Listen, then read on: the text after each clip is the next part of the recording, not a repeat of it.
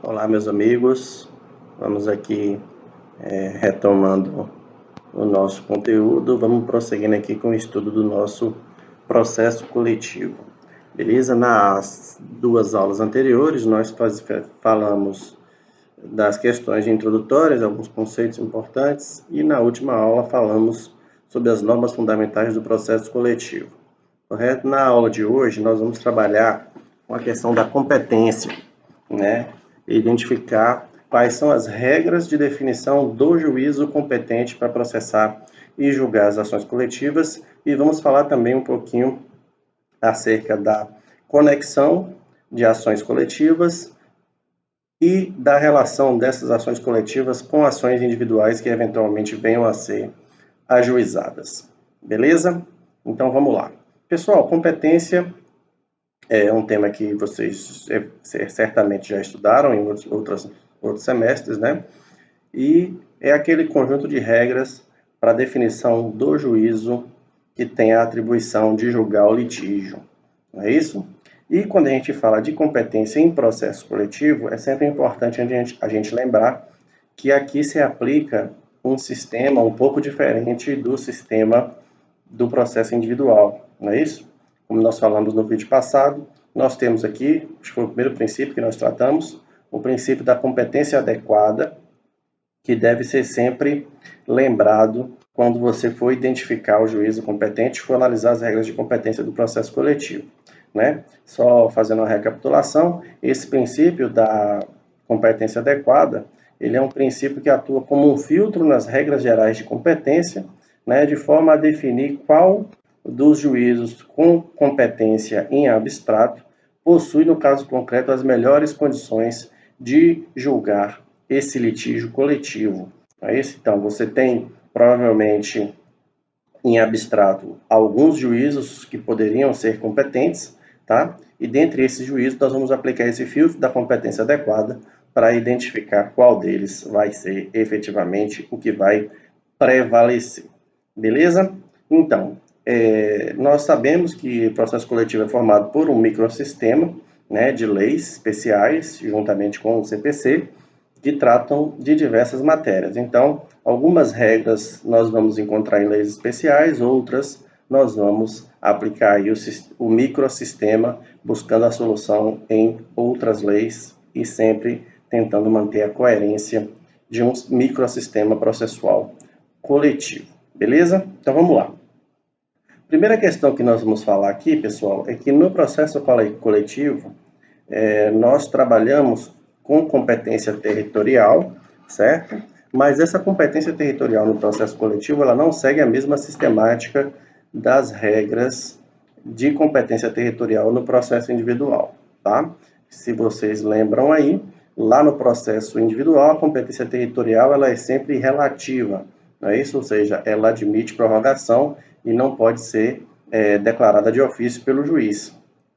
E já aqui, no processo coletivo, né, nós temos uma chamada, uma parcela da doutrina chama, de competência territorial absoluta, tá? Então, as regras de competência territorial nas ações coletivas, tá? Elas, embora sejam territoriais, elas são de competência absoluta. Tanto que alguns diplomas legais e alguns doutrinadores falam que se trata, na verdade, de uma competência funcional, ou seja, uma competência pelo órgão judicante e não territorial, tá? Mas eu acho que hoje prevalece o entendimento na doutrina de que, na verdade, essa competência não é funcional, mas ela é uma competência territorial, porém absoluta, ou seja, ela pode ser declarada de ofício pelo juiz, independente de requerimento das partes, tá certo? E não admite também prorrogação, certo? Então vamos lá. Regras de competência, tá? Vamos começar aqui, pessoal, com as regras de competência territorial na ação civil pública, sempre lembrando que a lei da ação civil pública é a lei 7347 de 85, tá? E é uma das principais leis que compõem aí o microsistema processual coletivo, uma vez que provavelmente a ação civil pública é um instrumento mais utilizado para veicular as demandas coletivas, certo? Então vamos lá. O que a Lei da Ação Civil Pública diz para a gente acerca da competência? Lá no artigo 2º da Lei 7.347/85, a LACP, está disposto da seguinte forma: as ações previstas nesta lei serão propostas no foro do local onde ocorrer o dano, cujo juízo terá competência funcional para processar e julgar a causa. Certo? Então vamos lá. Primeira coisa, a gente vai trazer aqui que a lei fala em competência funcional, certo? Mas a doutrina entende que, na verdade, o correto não é competência funcional, uma parte da doutrina pelo menos, e sim uma competência territorial absoluta, tá certo? O importante aqui para vocês saberem é que essa discussão, né, a Lei da Ação Civil Pública de 85 trata aí como competência funcional, mas essa denominação ela é alvo de críticas por parte da doutrina mais moderna. Beleza? Então, tirando essa parte dessa questão discutível na doutrina, discutida na doutrina, polêmica, né, acerca da nomenclatura da competência, se ela é funcional, se é territorial absoluta, o importante para a gente é perceber que o que define a competência territorial aqui é o local do dano, tá? O local do dano que deu origem a esse litígio coletivo, tá bom?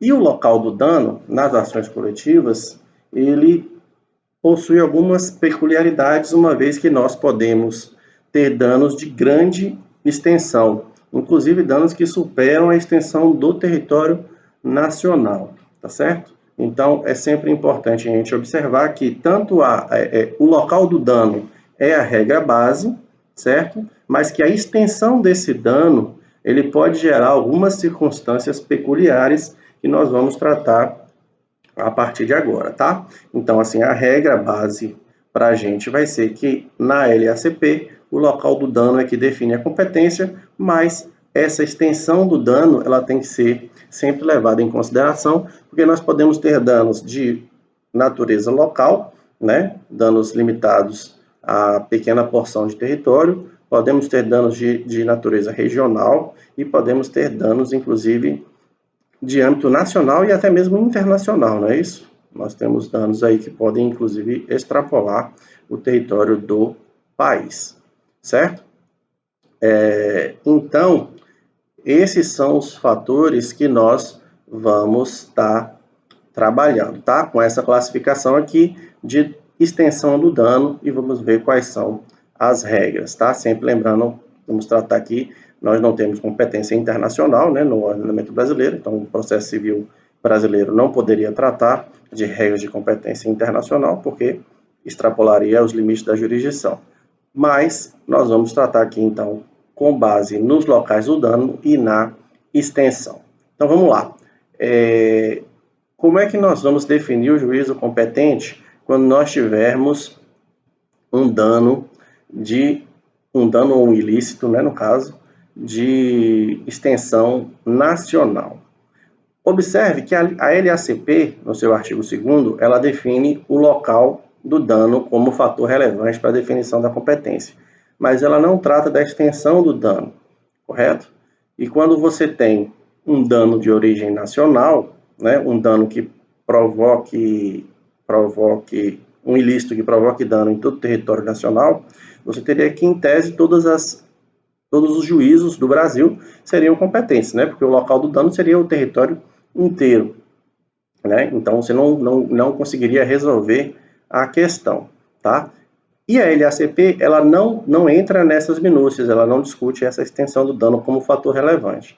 Então, nós vamos ter que buscar no microsistema processual coletivo qual é a lei que vai disciplinar essa questão, levando em consideração a extensão do dano, tá? E aqui, essa solução nós vamos encontrar lá no Código de Defesa do Consumidor, que, conforme nós falamos nas últimas aulas, é um dos principais diplomas aqui do microsistema processual coletivo, tanto que, por alguns doutrinadores, é chamado até de um Código de Processo Coletivo. E o que diz o CDC acerca da competência, tá? Esse tema é tratado lá no artigo 93, sendo que a gente tem que sempre lembrar que essas disposições têm que ser interpretadas sempre em conjunto com as demais normas do microsistema para que ele mantenha a sua harmonia, tá? O artigo 93 do CDC diz para a gente o seguinte: Ressalvada a competência da Justiça Federal, é competente para a causa a Justiça Local. 1. No foro do lugar onde ocorreu ou deva ocorrer o dano, quando de âmbito local. 2. No foro da capital do Estado ou no Distrito Federal, para os danos de âmbito nacional ou regional, aplicando-se as regras do Código de Processo Civil aos casos de competência concorrente. Tá? Primeira coisa que nós vamos falar do artigo 93 é a ressalva da competência da Justiça Federal. Por que é importante a gente falar disso aqui? A competência da Justiça Federal, ela em regra é definida em razão da pessoa, tá? Que vai figurar no feito. Então, não é tão importante para a gente na definição da competência territorial, tá? Porque o que vai definir se a competência da Justiça Federal ou não, em regra, vai ser as partes do processo, tá? A qualidade das partes do processo como autoridades federais ou não, tá? Então, nós vamos fazer primeiro essa ressalva, que se houver a presença de algum ente federal ou autoridade federal em um dos polos da ação, evidentemente que a competência vai ser da Justiça Federal. Caso contrário, Justiça Estadual comum aí, certo? Então, vamos lá. Feita essa primeira ressalva, vamos lá para o inciso 1º, que diz, no foro do lugar onde ocorreu ou deve ocorrer o dano quando de âmbito local, né? Aqui, basicamente, é a repetição da norma da LACP, tá? Se o dano é local, não há maiores dúvidas na definição da competência, não é isso? Porque você vai ter apenas um juízo com jurisdição sobre aquele local. E tendo a LACP já definido que é o local do dano que define a competência, e havendo apenas um juízo com jurisdição sobre aquele local, com competência sobre aqueles fatos, ela é uma questão bem simples de ser resolvida, não há muita polêmica. A polêmica ela vai surgir quando nós estivermos diante de danos de caráter regional ou de caráter nacional. E aí é que diz o artigo 2º, que diz, no foro da capital do Estado ou no do Distrito Federal, para os danos de âmbito nacional ou regional, aplicando-se as regras do Código de Processo Civil aos casos de competência concorrente, tá? Aqui nós temos algumas questões importantes, tá? O DF, pessoal, ele entra aqui como capital federal, tá bom? Tanto que o pessoal costuma dizer que o DF, o Distrito Federal, é o foro universal para as ações coletivas, tá? Pelo menos as ações coletivas de caráter nacional. Então, nós temos duas possibilidades aqui, duas possibilidades. Se você estiver diante de um dano ou ilícito nacional. Ou você vai poder propor ajuizar essa ação no Distrito Federal, tá? Ou você vai poder propor essa ação na capital de um dos estados federados, tá bom? Então, em tese, pelo menos em tese, se tivermos um dano de âmbito nacional, você aqui na Bahia, você terá a possibilidade de ajuizar essa ação ou em Brasília, no Distrito Federal, ou em Salvador, tá? Mas também poderia ajuizar em qualquer outra capital, certo?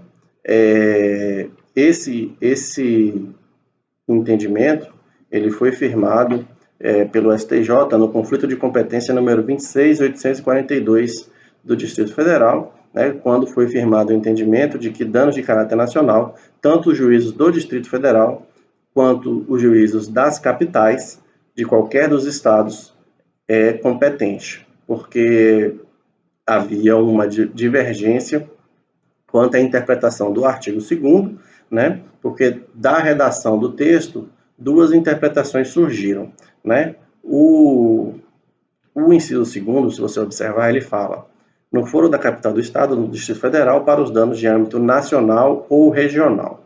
Então, a primeira corrente que surgiu, ela entendeu que você teria aí uma divisão. Se o dano fosse de caráter nacional, seria no Distrito Federal, e se fosse de caráter regional, seria na capital dos estados, certo? A segunda corrente entendeu que essa definição era mais ampla, tá? E que o Distrito Federal teria competência tanto para os de âmbito regional quanto os de âmbito nacional, e os estados, as capitais dos estados, da mesma forma, teriam competência também para processar não apenas os litígios coletivos quando o dano ilícito fosse regional, mas também nacional, tá? E o STJ, nesse conflito de competência aí, 26842-DF, firmou o entendimento que tanto que nos danos de caráter nacional, né, tanto os juízos do Distrito Federal quanto os dos estados, eles possuem competência, certo?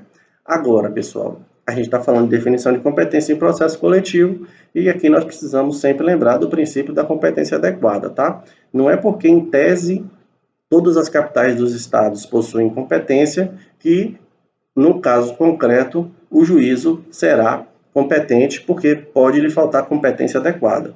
Imagine, por exemplo, que nós estejamos diante de um dano de caráter nacional, certo? Mas decorrente de um desastre ambiental ocorrido no estado de São Paulo, tá? O meio ambiente é um interesse de todos, né? E talvez pela gravidade do dano você possa dizer que ali é um interesse nacional.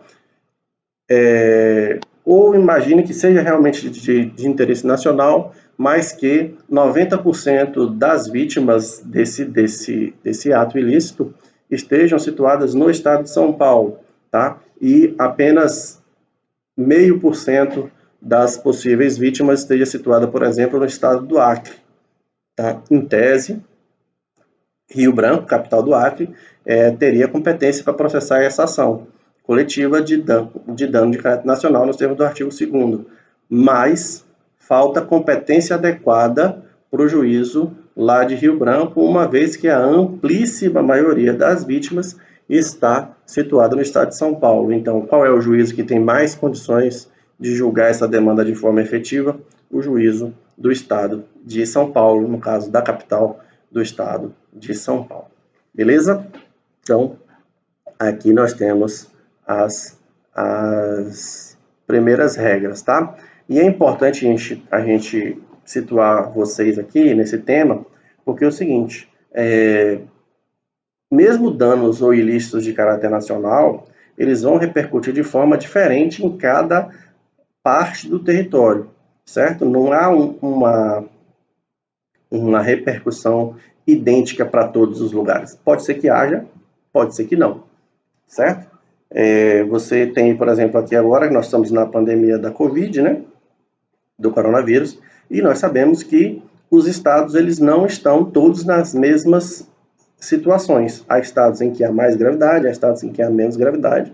Embora seja um fato de repercussão nacional, ele não repercute nacionalmente da mesma forma, né? E isso tem que ser levado em consideração quando a gente for definir o juízo competente, tá? Então, assim, em tese, em abstrato, há previsão para todas as capitais, mas no caso concreto, você tem que passar essa regra de competência pelo filtro da competência adequada, do princípio da competência adequada, e daí vai sair ali qual é o juízo que tem mais condições, tá? Você tem, por exemplo, a gente pode falar aqui do caso do desastre lá da barragem de Mariana, não é isso? Nós tivemos ali um dano que repercutiu de mais de um estado, né? O Rio Doce, por exemplo, que desaba até lá no Oceano Atlântico, né? Podemos dizer até que há interesse ali de caráter nacional. Mas esses efeitos, eles repercutiram de forma diferente ao longo desse curso, tá? Ao longo desse curso de tragédia e de danos que aquele acidente acarretou. Então, você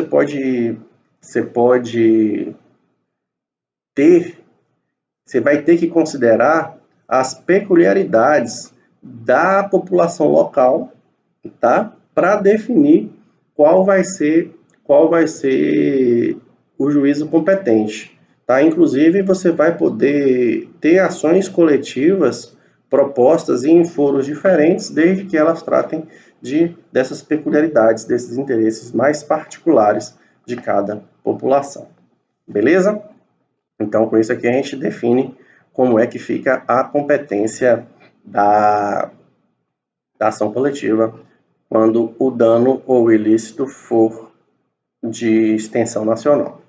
Passamos agora para o dano ou ilícito regional, e a gente começa dizendo que definir o que é um dano regional de caráter regional é uma coisa um pouco mais complexa, tá? Tanto que há projetos e divergências doutrinárias sobre o que é um dano de natureza regional.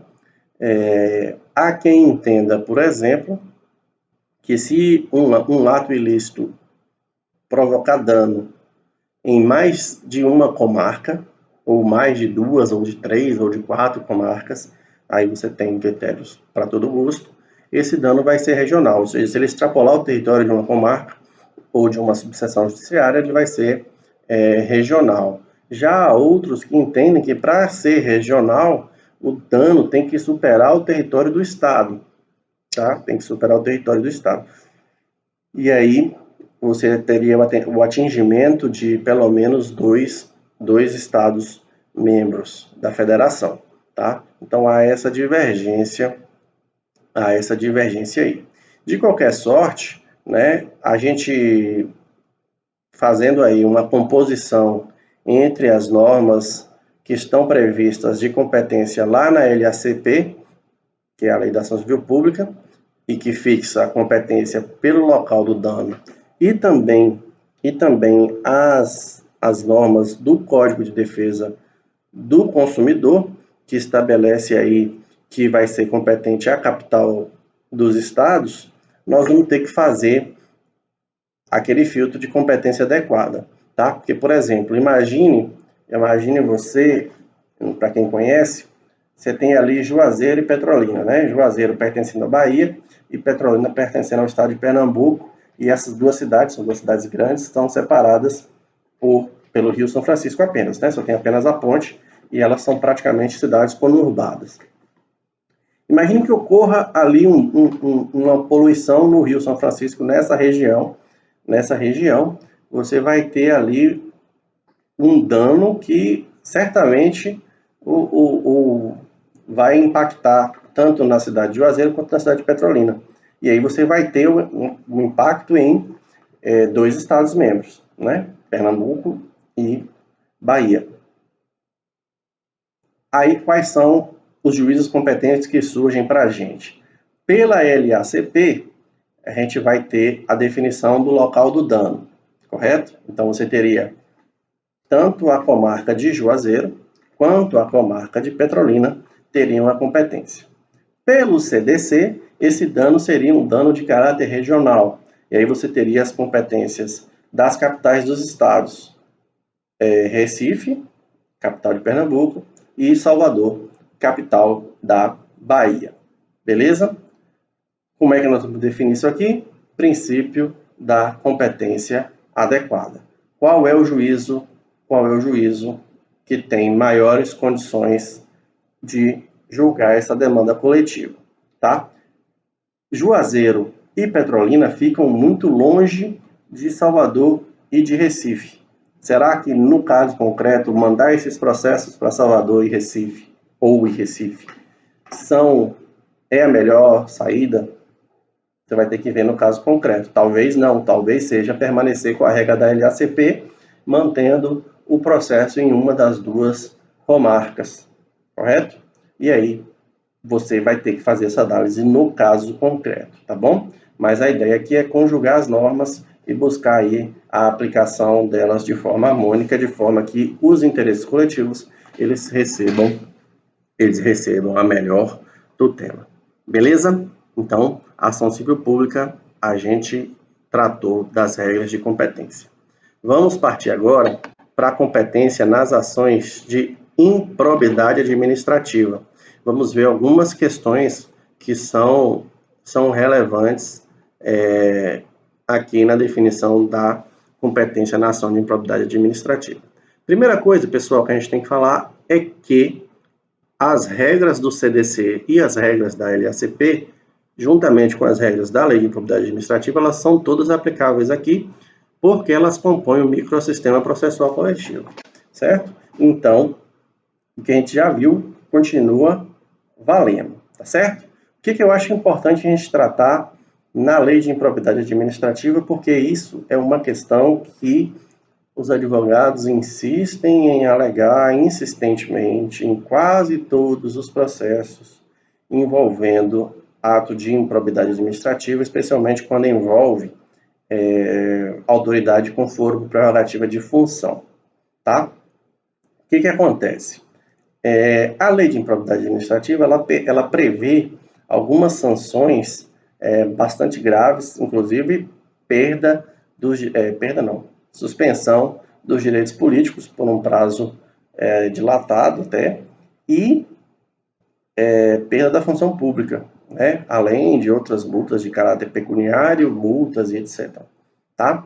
Então, quando foi editada a Lei 8429 de 92, que é a Lei de Improbidade Administrativa, uma parcela da doutrina viu muita similaridade entre as sanções decorrentes da improbidade administrativa e as sanções de caráter penal, certo? Então, surgiu uma corrente definindo que haveria essa natureza aí mais próxima do direito penal, e aí surgiu o questionamento acerca da competência, porque nós sabemos que no direito penal nós temos o chamado foro por prerrogativa de função, que estabelece que algumas autoridades devem ser processadas perante tribunais, não é isso? Então, por exemplo, nós temos que no âmbito penal, uma ação contra prefeito, ela é de competência do Tribunal de Justiça, certo? Embora tenha havido a decisão recente do Supremo Tribunal Federal que alterou um pouquinho as regras aí do foro prerrogativa de função, mas que não é assunto da nossa aula, porque é matéria criminal, certo? E aí, quando havia processamento de ações de improbidade administrativa envolvendo prefeitos, muitas vezes, e até hoje acontece, apesar do tema já ter sido sedimentado na jurisprudência, os réus, eles sempre arguíam a incompetência do juízo de primeiro grau, invocando que o prefeito possuiria foro por prerrogativa de função, certo? Então, eles pediam que a ação de improbidade administrativa fosse também julgada pelo tribunal, como se fosse seguir o regramento das ações de natureza criminal. O STF, depois da questão passar por todas as instâncias do judiciário, o STF ele rechaçou essa tese, né, na petição 3240. E aí ele reafirmou que os atos de improbidade administrativa, eles possuem natureza de ilícito civil, tá? Ilícito civil, e que, sendo de natureza civil, não há previsão do foro por prerrogativa de função, porque o foro por prerrogativa de função, nos termos da Constituição Federal, ele é específico para a matéria criminal. E sendo as ações de improbidade administrativa as ações de natureza civil, elas não deveriam observar essas regras, beleza? Então, desde essa decisão do STF, o assunto foi sepultado, tá? Pelo menos no âmbito do judiciário, e hoje não há que se falar em foro por prerrogativa de função em ação de improbidade administrativa, de modo que as autoridades, quase todas elas, porque nós vamos falar da exceção logo a seguir, as autoridades, independente do nível hierárquico que ela ocupe na administração pública, elas vão ser julgadas pelos atos de improbidade administrativa no primeiro grau. Beleza? E quais são as exceções que nós acabamos de falar? O STF, em algumas decisões, ele tem feito uma diferenciação para duas categorias de autoridade, tá? Presidente da República e ministros do Supremo Tribunal Federal.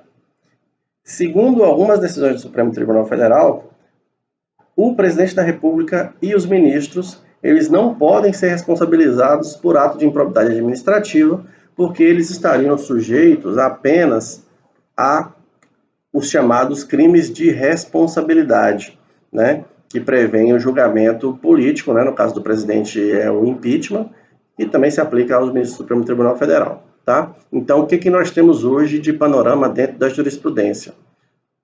Todas as autoridades do Brasil, com exceção do presidente da República e dos ministros do Supremo Tribunal Federal responderão à improbidade administrativa perante um juízo de primeiro grau.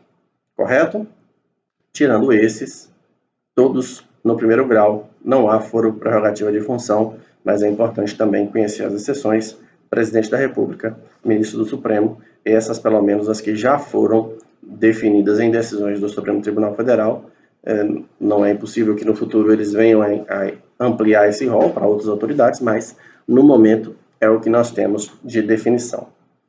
Beleza? Então essas são as questões relevantes para a gente tratar na improbidade administrativa. Passamos agora à ação popular. Tá? O que a ação popular traz para a gente de importante no que diz respeito à competência? Tá? Primeira coisa, pessoal, a ação popular, ela via de regra, ela vai ser de competência do juízo de primeiro grau, certo? Dependendo a fixação de qual juízo, a origem do ato que você vai impugnar, correto? Se for um ato de origem emanado por autoridade federal, o ato que você vai impugnar através da ação popular vai ser um juiz de primeiro grau da Justiça Federal. Se for um ato de autoridade submetida à Justiça Estadual, aí vai ser uma ação popular perante a Justiça Estadual, mas vai ser, via de regra, no juízo de primeiro grau, tá bom? Então, mesmo ato atribuído ao presidente da República, por exemplo, se você for propor uma ação popular contra um ato do presidente, essa ação popular vai ser julgada pelo juízo de primeiro grau. No caso, como o presidente da República é uma autoridade federal, vai ser perante a Justiça Federal. Já se você for propor uma ação popular contra um ato do prefeito, né, sendo o prefeito submetido à jurisdição da Justiça do Estado, aí vai ser perante o juiz de direito da comarca aí em que foi praticado o ato. Beleza? Quais são as exceções a esse entendimento? Primeiro, tá? Essas duas exceções aqui, elas vão levar a ação popular para a competência do Supremo Tribunal Federal, tá bom? Primeiro, quando tiver uma ação popular que interesse a todos os juízes do Estado, certo? Imagine uma ação popular que esteja impugnando um ato que seja um ato de interesse de todos os juízes do Estado. Ou quando essa ação, depois de julgada em primeiro grau, promoveu o impedimento de pelo menos metade dos desembargadores do tribunal, tá? Nesse caso, remete-se os autos, a ação popular vai ser de competência do Supremo Tribunal Federal. Segundo, quando a causa envolver conflito entre a União e Estado membro, tá? Nós temos um exemplo, por exemplo, na transposição do Rio São Francisco, tá bom? Quando o Estado de Minas Gerais ele queria impor alguns limites ao licenciamento pelo IBAMA das obras de transposição do Rio São Francisco, tá? Nós tínhamos aí um conflito federativo entre o Estado de Minas, tá? E a União, e nos termos da Constituição, a competência é do Supremo Tribunal Federal. Então, essa ação popular, ela teria que ser proposta e acabou sendo remetida para o Supremo. Beleza? Uma última questão para a gente falar de competência é relacionada às causas que envolvam graves violações de direitos humanos e as causas que envolverem direitos indígenas, tá? E é importante a gente falar disso porque a Constituição Federal, ela atribui a competência para tratar desses tipos de direitos à Justiça Federal, tá? Então, são os juízes federais que têm competência para processar e julgar causas que envolvam graves violações aos direitos humanos e também ações que envolvam violação de direitos indígenas, tá certo? Então, essas aqui são as regras de competência do processo coletivo. Vamos passar agora para o nosso próximo tema, que é conexão e litispendência. Então vamos lá, pessoal. Nós vamos tratar aqui agora de conexão e de litispendência e quais são os efeitos que a ocorrência desses dois fenômenos ela provoca nas demandas coletivas, certo? Inclusive no que diz respeito à competência, tá? Por isso que está no mesmo vídeo, porque tanto a conexão quanto a lei de dependência, elas podem promover a alteração aí das regras de competência, tá bom? Vamos começar pela conexão. Vocês já estudaram conexão em processo civil 1, provavelmente, tá? Mas, pessoal, a gente trazendo aqui um conceito amplo de conexão, a gente vai dizer que conexão é um fenômeno jurídico que ocorre quando duas ou mais ações elas apresentam semelhanças tais, tá?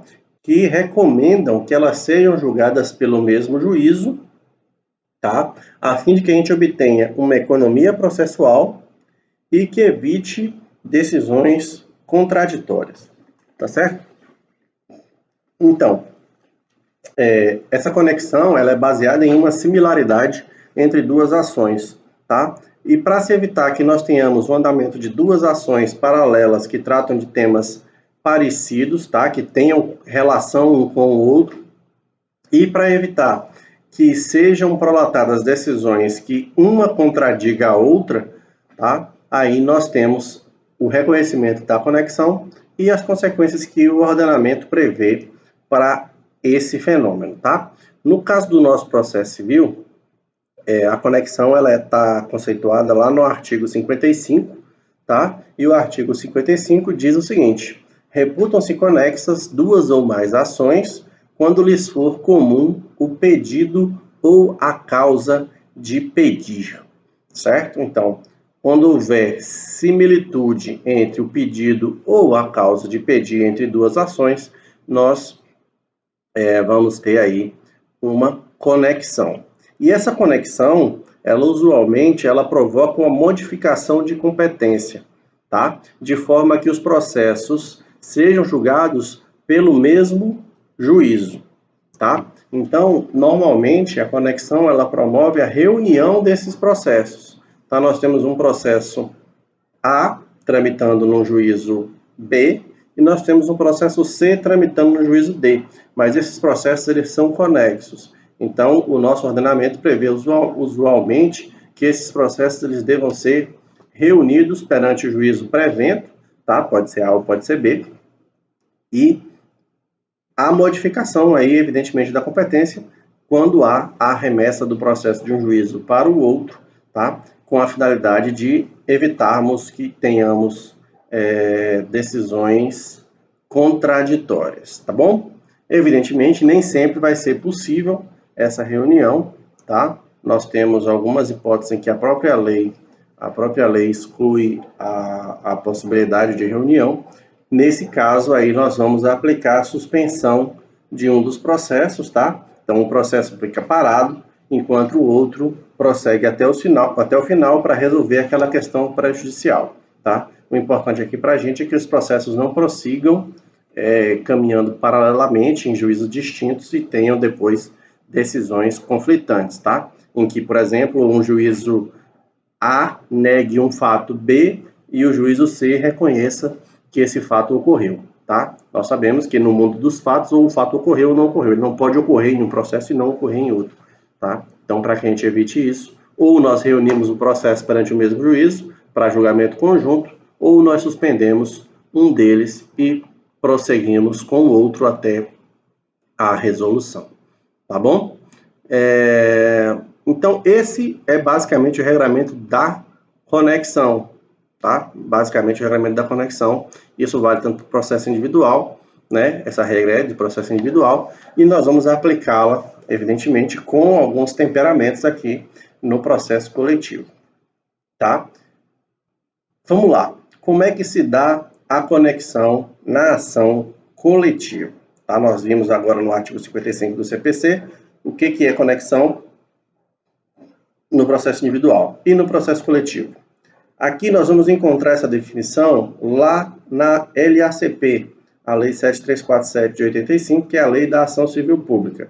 E essa lei, lá no seu artigo 2º, parágrafo único, diz para a gente o seguinte: reputam-se conexas duas ou mais ações quando lhes for comum o pedido ou a causa de pedir.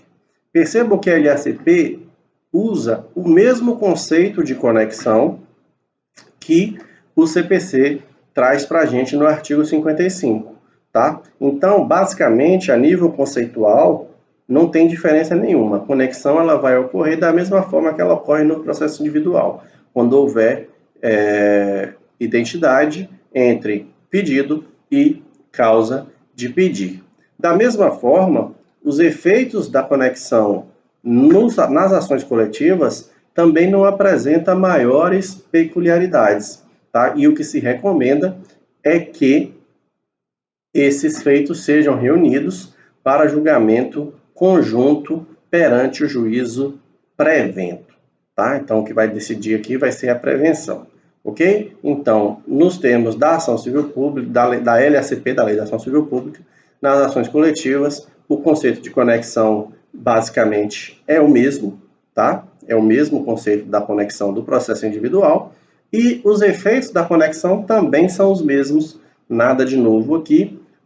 A ideia é que haja essa modificação de competência com reunião dos processos perante o juízo pré-evento para julgamento conjunto, o que pode evitar repetição de produção de provas, tá? Porque a prova de um processo pode servir para o outro, economia processual, consequentemente, e evita que decisões conflitantes sejam proferidas.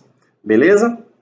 Agora, o que acontece quando os processos eles estiverem em fases diferentes? Tá? Imagine que há processos conexos, certo? Mas que um deles já foi julgado, já teve a sua sentença de primeiro grau julgada, ainda que ele esteja em grau de recurso. O que diz para a gente o nosso ordenamento? O artigo 55 do CPC, ele diz que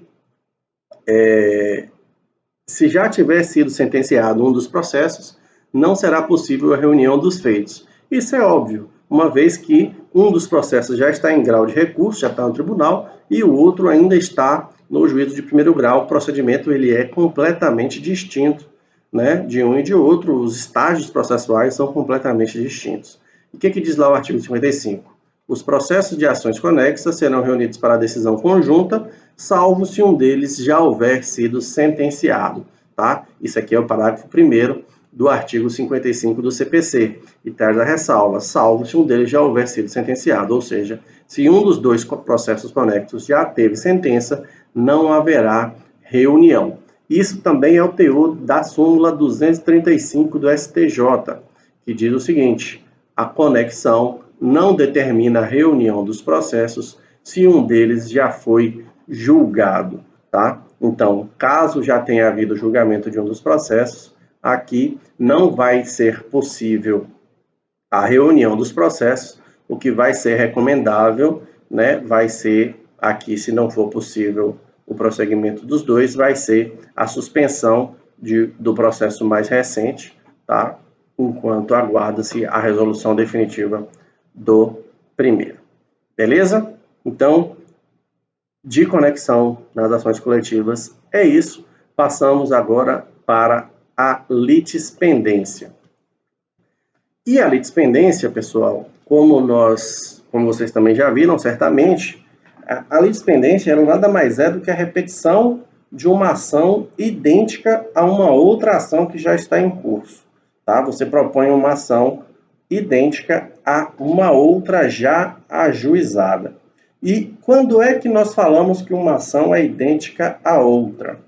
Uma ação vai ser idêntica a outra quando houver identidade entre as partes, a causa de pedir e o pedido, tá? Essa aqui é a regrinha que vale para o processo individual e que também vale para o processo coletivo, com algumas ressalvas que nós vamos fazer já, tá? Então, se nós temos duas ações que possuem as mesmas partes, possuem a mesma causa de pedir e possuem o mesmo pedido, nós temos aí a configuração da litispendência, tá? Que é um pressuposto processual negativo que impede o prosseguimento da segunda ação, porque o judiciário ele não pode ficar julgando a mesma questão várias vezes, né? Você não pode ter vários processos para discutir o mesmo tema, tá?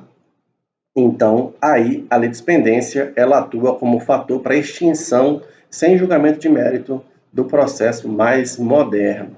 Tá certo, pessoal? Vamos lá. Há uma outra hipótese de litispendência, tá? Há uma outra hipótese de litispendência, defendida por Fred Didier, por exemplo, que diz que a litispendência ela pode ocorrer mesmo que não exista tríplice identidade, mesmo que não exista identidade entre partes pedido e causa de pedir, tá? Ele propõe que seja reconhecida a litispendência sempre que a mesma situação jurídica for posta para apreciação judicial em processos distintos, tá? Ele dá exemplo quando ele traz como exemplo a possibilidade de um condômino, ou seja, alguém de um condomínio A, propor uma ação em defesa dos interesses do condomínio e depois um condômino B também propor essa ação em defesa do condomínio. Não vai haver a tríplice identidade porque as partes vão ser diferentes, né? Numa das partes o autor vai ser A, na outras partes o autor vai ser o condômino B.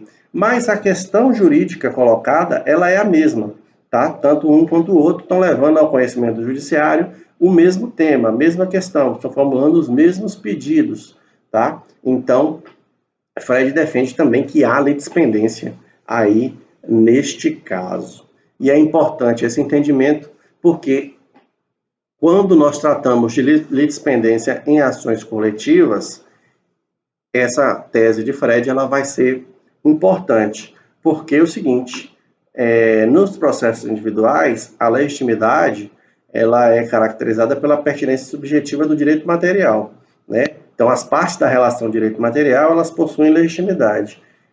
Já nas ações coletivas, a legitimação ela é extraordinária, tá? Porque quem tem legitimidade para pleitear a defesa dos interesses coletivos, em sentido amplo, não é necessariamente o titular do interesse, mas é alguém que vai atuar por substituição processual, defendendo em interesse próprio o direito alheio, tá? Então, você tem vários legitimados previstos em lei que podem propor ações coletivas. E aí você pode ter circunstâncias em que o Ministério Público e um outro legitimado proponham ações próprias, tá? Defendendo o mesmo direito coletivo em sentido amplo, tá certo? Então, o que acontece aqui? Nós vamos falar em litispendência entre demandas coletivas e nós vamos dizer que é prescindível a identidade das partes, tá? Então, a litispendência nas ações coletivas, ela não precisa da tríplice identidade para ficar configurada, tá? Porque a identidade das partes, ela pode ser tranquilamente aí desconsiderada, porque nós tratamos de legitimação extraordinária, beleza? Então, o que nós vamos concluir quando nós falamos de litispendência entre ações coletivas, entre duas ações coletivas? Nós temos duas situações. A primeira situação vai ser a litispendência similar do processo individual quando houver tríplice identidade. Então, se nós temos duas ações idênticas, tanto em relação às partes quanto ao pedido e à causa de pedir, ou seja, tríplice identidade, aqui nós vamos aplicar a mesma regra do processo individual. A segunda ação ela vai ser extinta porque o judiciário não vai julgar a mesma demanda várias vezes. Beleza? Então, se houve tríplice identidade, extinção do processo por litispendência. Beleza? Agora, se nós estivermos falando de uma litispendência nos termos da tese de Fred, em que nós podemos prescindir da identidade de partes, ou seja, nós temos duas ações que repetem causa de pedir e pedido, mas elas são propostas por legitimados diferentes.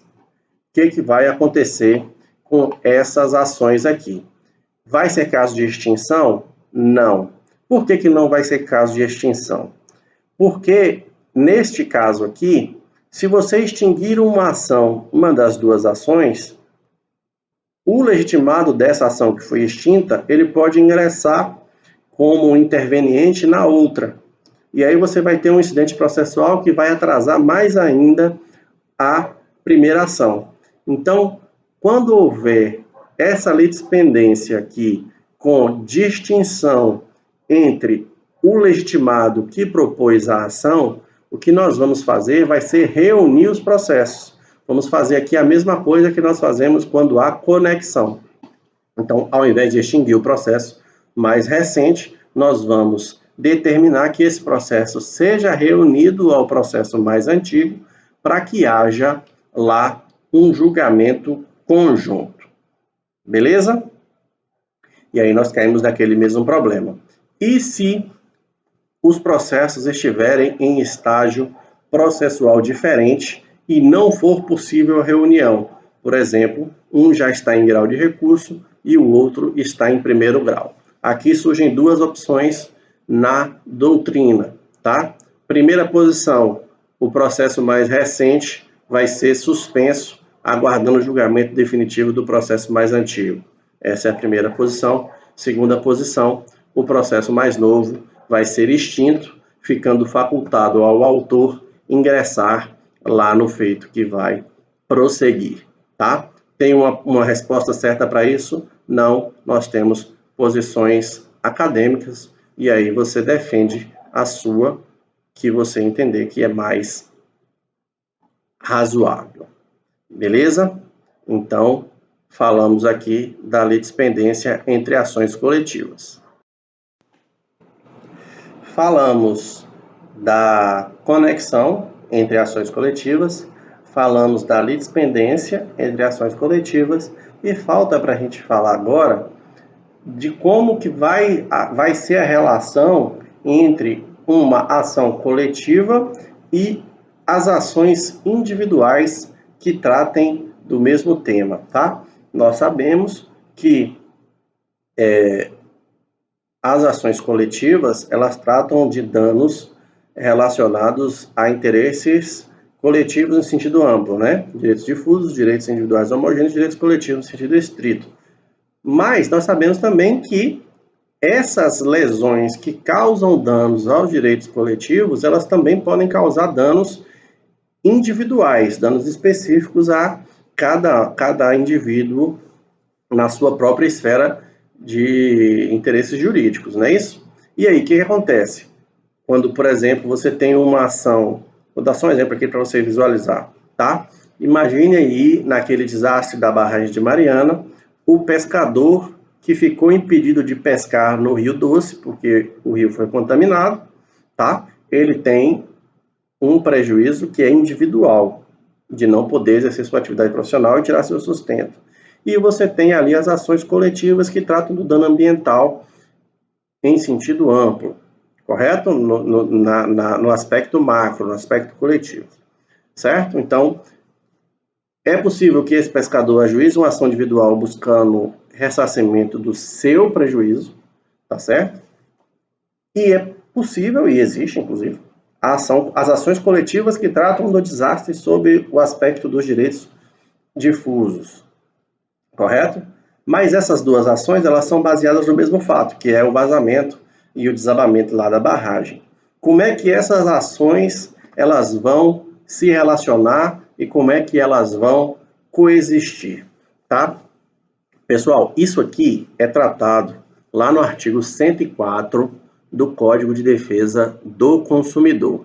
E o artigo 104 diz o seguinte: as ações coletivas previstas nos incisos 1 e 2 do parágrafo único do artigo 81 não induzem litispendência para as ações individuais, mas os efeitos da coisa julgada erga omnes ou ultra partes, a que aludem os incisos 2 e 3 do artigo anterior, não beneficiarão os autores das ações individuais se não for requerida sua suspensão no prazo de 30 dias, a contar da ciência nos autos do ajuizamento da ação coletiva. Então, quais são as conclusões que nós tiramos disso aqui? Sempre lembrando que esse artigo 104, ele vai ser trabalhado também lá, quando a gente for falar da coisa julgada, tá? Vai ter muitas observações, mas aqui nesse momento, vamos tratar apenas de como é que funciona esse relacionamento aqui. Primeira observação, pessoal. O artigo, ele é muito claro quando ele diz que o ajuizamento de uma ação coletiva não impede que o indivíduo ajuize sua ação individual, buscando a defesa dos seus direitos, tá certo? Então, o fato de existir uma ação coletiva não impede o ajuizamento das ações individuais, beleza? Então, essa é a primeira regra que tem que ficar muito claro. Não há impedimento do ajuizamento de ação individual quando há uma ação coletiva, beleza? Segundo, nós vamos ver isso agora um pouco e vamos ver isso com mais profundidade mais à frente. É um fato que a decisão proferida na ação coletiva não pode prejudicar os indivíduos nos seus direitos individuais, tá certo? O que eu digo com isso? A sentença de improcedência na ação coletiva não significa que as ações individuais também vão ser julgadas improcedentes, tá certo? Então, o julgamento da ação coletiva ele não pode prejudicar os autores individuais, beleza? Porém, ela pode beneficiar esses autores, tá? Então, em síntese, a sentença coletiva, ela somente pode funcionar para os autores individuais se ela for benéfica, certo? Se ela for de rejeição do pedido, ela não provoca nenhum efeito no autor individual. Mas se ela for de procedência, ela vai poder beneficiar o autor individual, que vai poder promover a execução dessa sentença coletiva, tá? Isso aqui é o que a gente chama, a doutrina chama, de transporte in utilibus da coisa julgada coletiva, tá? Então, a coisa julgada do processo coletivo, ela só repercute para o autor individual se ela for em seu benefício. Se ela for prejudicial, ela não se aplica. Se ela for benéfica, aí ela pode ser aplicada, tá certo? Mas para que o autor da ação individual possa se beneficiar dessa coisa julgada que foi formada lá no processo coletivo, nos termos do artigo 104, é imprescindível que o autor individual requeira a suspensão do seu processo no prazo de 30 dias contados da ciência do ajuizamento da ação coletiva, tá? É o que diz lá o 104, onde ele fala aqui: os efeitos da coisa julgada erga omnes ou outra partes, aquela do inciso 2 e 3 do artigo anterior, não beneficiarão os autores das ações individuais se não for requerida sua suspensão no prazo de 30 dias a contar da ciência nos autos do ajuizamento da ação coletiva, tá? Isso aqui é algo que a doutrina norte-americana, lá das class actions, que inspirou o nosso processo coletivo, eles chamam de right to opt out, né? Opt, traduzindo optar, né? E out é fora, né? Você tem o direito de optar por sair da abrangência da ação coletiva, tá? Então, right to opt out. Então, o que acontece aqui? Você tem a sua ação individual que está tramitando normalmente, beleza? Vem o legitimado coletivo e ajuiza uma ação coletiva que trata dos mesmos fatos. Vamos ficar com o exemplo do pescador lá do Rio Doce, na época do desastre de Mariana. O cara ajuizou a ação contra a Samar, pedindo indenização, correto? Por ter ficado sem poder trabalhar. Mais à frente veio o Ministério Público Federal, legitimado extraordinário, propôs a ação coletiva contra a Samar. Nós já sabemos que a sentença coletiva, ela só vai produzir efeito se ela for benéfica, tá certo? Mas para ela produzir esses efeitos, é necessário que o autor da ação individual solicite a suspensão do seu processo. Então, eu, pescador, diante do ajuizamento da ação do Ministério Público, eu vou ser intimado. O juiz vai me intimar dizendo: olha, foi ajuizada uma ação coletiva pelo Ministério Público que trata desse mesmo tema, certo? Você quer prosseguir com a sua ação individual ou você vai requerer a suspensão nos termos do artigo 104, tá certo? E aqui é que você tem o direito, você tem a possibilidade de exercer o direito de saída, né, que é o right to opt-out, em que você vai dizer que você não, eu quero que a minha ação individual prossiga, tá? E aí eu não vou poder me beneficiar do resultado da ação coletiva, ok? Não vou poder me beneficiar da ação coletiva. Ou eu posso dizer, não, tudo bem, eu vou pedir, eu requeiro a suspensão da minha ação enquanto tem a tramitação lá da ação coletiva, beleza? Agora, esse prazo de 30 dias, ele é contado da ciência do autor individual acerca do ajuizamento da ação coletiva. E essa ciência ela tem que ser inequívoca, tá? É imprescindível que nós tenhamos a certeza de que o autor individual foi comunicado da existência de um processo coletivo. E ela deve ocorrer nos autos da ação individual, tá? Então, lá nos autos da ação individual, vai ter que ter uma intimação do autor informando ele que há uma ação coletiva e que ele tem o prazo de 30 dias para requerer a suspensão do processo. Caso ele não requeira a suspensão do processo ou caso ele insista, né, no prosseguimento da situação individual, ele terá exercido aí o right to opt-out e aí ele vai ficar fora dos efeitos daquela sentença coletiva. E aí essa sentença coletiva não vai produzir efeitos para ele, nem se ela for procedente, nem se ela for improcedente, tá? Formulando o pedido de suspensão, a ação individual ela vai ficar suspensa até que a ação coletiva seja julgada, tá bom? Detalhe, caso não haja comprovação da ciência inequívoca do autor individual, tá? O prosseguimento da ação individual não vai retirar dele a possibilidade de se beneficiar da sentença coletiva, tá ok? Então, esse right to opt-out ele só vai ser exercido se houver ciência inequívoca, ou seja, não houver dúvida quanto à ciência. E essa ciência inequívoca ela se dá através de uma intimação no curso dos próprios autos. Beleza? Espero que tenha ficado claro. Isso aqui, pessoal, é bastante interessante, tá? Quem quiser ler material sobre esse assunto aqui, é um tema bem interessante, essas influências do direito norte-americano aqui para a gente, do sistema das class actions, né? E espero que tenha ficado claro aí no que a gente falou, tá? Mas estou aqui à disposição para tirar as dúvidas, tá? Para a gente finalizar o vídeo de hoje, é uma questão que eu quero tratar com vocês, que é a possibilidade de suspensão das ações individuais, tá? Não há no nosso microsistema processual coletivo um sistema, um dispositivo legal que autorize que o juiz de uma ação coletiva suspenda as ações individuais. Não existe esse dispositivo legal, certo? Só que, o que acontece? Nós temos princípios, um deles é o princípio da efetividade da jurisdição, né, que diz que a jurisdição deve ser efetiva.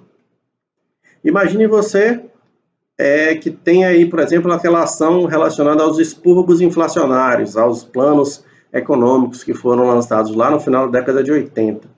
Você tinha milhares de ações. Cada pessoa que tinha uma poupança e sofreu prejuízo em razão da mudança dos índices de correção monetária, ajuizou sua ação individual pedindo a recomposição da sua caderneta de poupança, certo? Então você tinha milhares, quiçá milhões de ações tratando deste tema, que é uma questão de direito, saber se tem ou não tem direito à recomposição e qual é o índice, tá? E você teve ações coletivas tratando disso. E aí fica a pergunta, é interessante que nós tenhamos milhões de ações tratando do mesmo tema, quando uma ação sozinha, coletiva, poderia resolver a questão para todo mundo? Beleza? E aí, o que aconteceu? Não há previsão legal, mas o STJ entendeu que é possível que o juiz da ação coletiva determine a suspensão de todos os processos individuais até que essa ação coletiva seja julgada, tá certo? Então, não tem previsão legal, mas é um entendimento jurisprudencial, inclusive do STJ, tá? Do STJ, que é o Superior Tribunal de Justiça, defendendo que é possível e já foi aplicado em algumas oportunidades, beleza? Então, essa relação aqui, esse entendimento, permite a suspensão forçada das ações individuais por decisão judicial, sem que haja requerimento das partes, tá? Sem que haja requerimento do autor, das ações individuais. Elas ficarão suspensas até que a ação coletiva seja julgada e o resultado da ação coletiva vai acabar sendo aplicado aí para todo mundo. Beleza? Então, pessoal, sobre conexão, litispendência e competência, era isso que eu tinha para falar para vocês. Espero que vocês aproveitem aí a aula, estou à disposição para qualquer dúvida. Um abraço a todos.